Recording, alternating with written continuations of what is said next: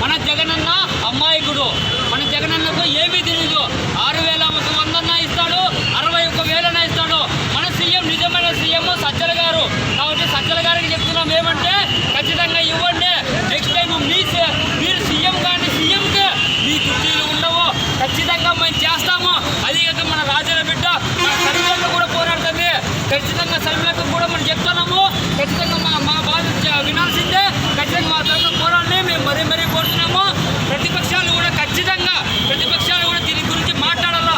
ఖచ్చితంగా డిఎస్సీ గురించి ఖచ్చితంగా మేనిఫెస్టోలో ఖచ్చితంగా మా దీని గురించి పెట్టాలా. దీనికోసం అన్నగారులు అంతా ఖచ్చితంగా మన సహాయం చేస్తారు.